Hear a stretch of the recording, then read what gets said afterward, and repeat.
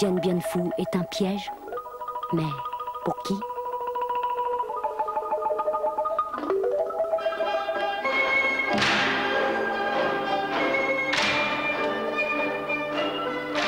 Comme prévu, les divisions viettes ont été attirées comme des fourmis par du miel.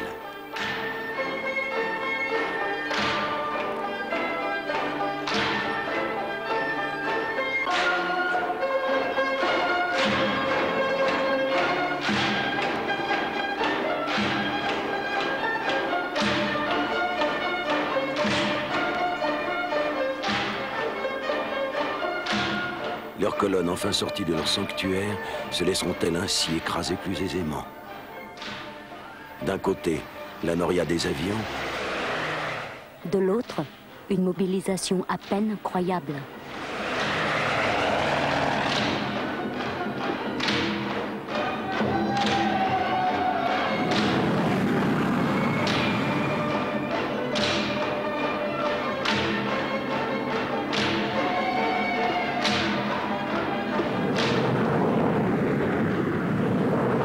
D'un côté, à la surprise générale, un camp retranché naît en quelques mois en plein pays ennemi.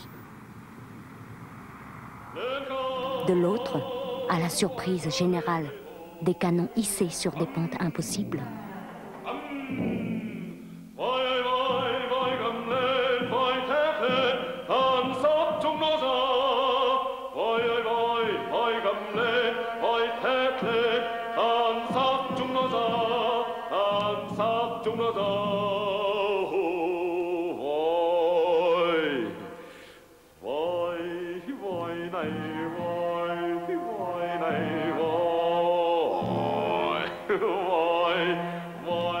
Le drame est en place, vu d'en haut.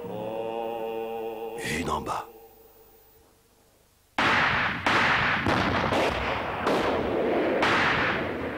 Au soir du 13 mars, un orage d'acier s'abat sur un point d'appui.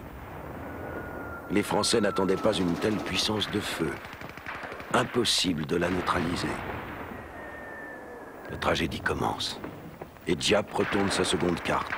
Un assaut massif mais localisé.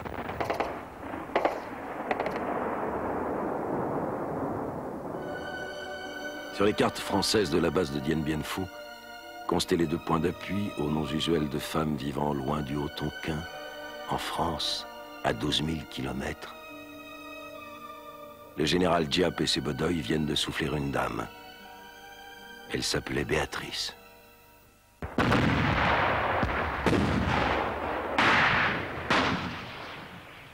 Les contre-attaques de la garnison assiégée ressemblent déjà à d'héroïques mais désespérés sursauts.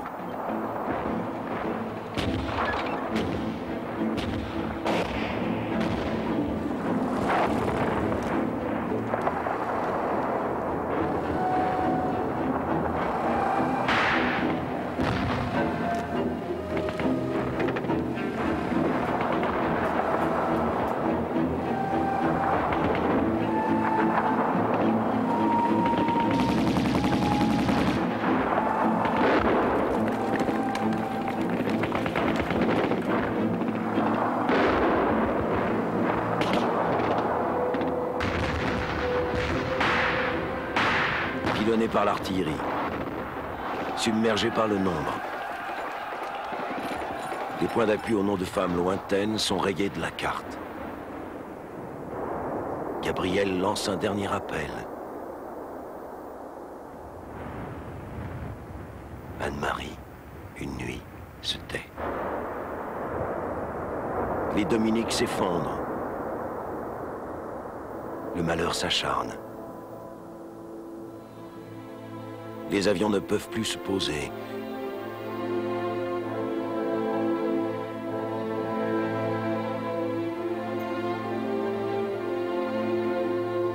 Sous les feux de l'ennemi, le cordon ombilical avec les bases arrières a été coupé.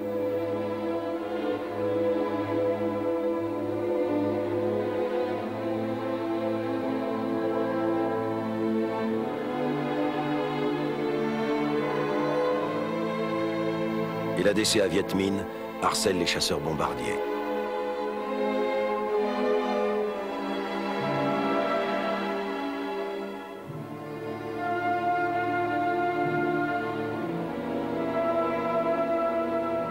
Les renforts sautent dans une cuvette, de plus en plus réduite.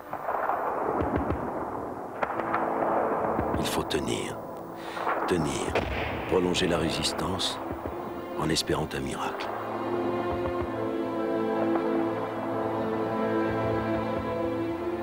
La France découvre une guerre qu'elle affectait d'ignorer.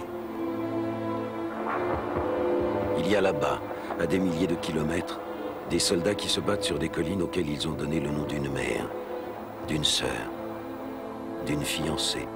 On ne sait pas, mais un prénom tellement français qu'on a le cœur brisé quand on apprend qu'une Éliane, une Huguette, après des combats insensés, ont été enlevés par le général Diap et ses milliers de Bodeuil.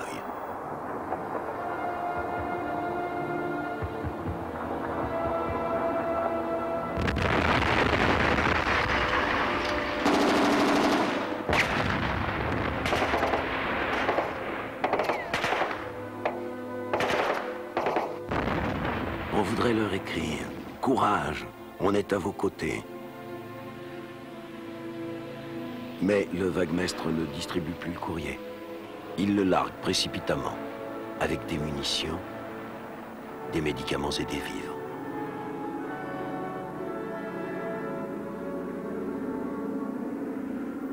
Il tombe chez l'ennemi.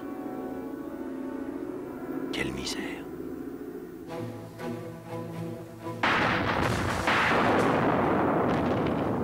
L'agonie se poursuit. Les assiégés ne veulent pas se rendre. Le monde entier regarde.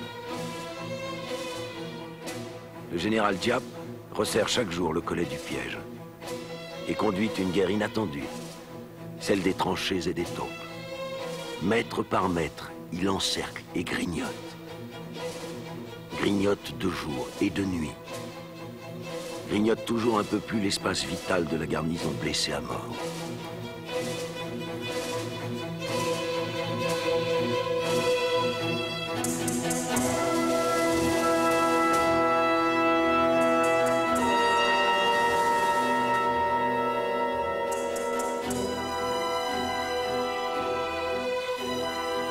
Les blessés se comptent par milliers. On ne les évacue plus. On les entasse.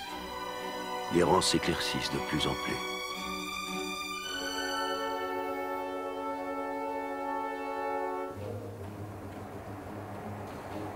Mais quel vertige pousse encore des centaines d'hommes qui n'ont jamais sauté de leur vie à se porter volontaires pour être parachutés n'importe comment, à la sauvette et de nuit, dans ce cul de basse fosse, et mener auprès de leurs camarades un combat qu'ils savent être le dernier.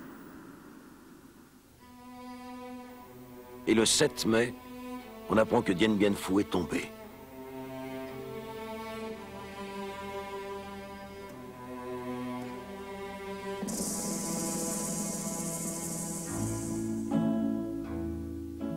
Le PCC tue. Le dernier centre de résistance ne répond plus. Il l'avait appelé Isabelle. 2750 tués. 4500 blessés. 10 000 prisonniers. La longue colonne accablée passe devant la caméra d'un cinéaste russe. Leur acharnement à résister n'aura sauvé que leur honneur. Mais pour plus de la moitié d'entre eux, la mort est encore du cortège.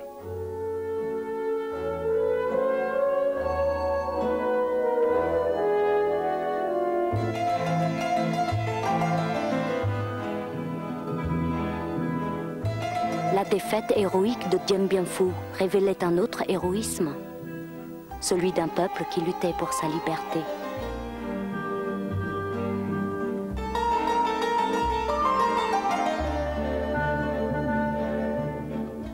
La France, traumatisée, renonce à sa politique et hâte le cessez-le-feu. Les rescapés des camps rentrent. Plus de la moitié des prisonniers ont péri. On amène le drapeau tricolore. Les soldats du corps expéditionnaire font leur pactage.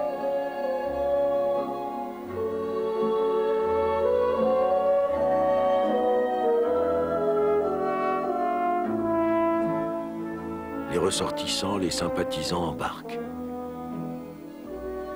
abandonnant dans leur sillage les premiers radeaux des boat people.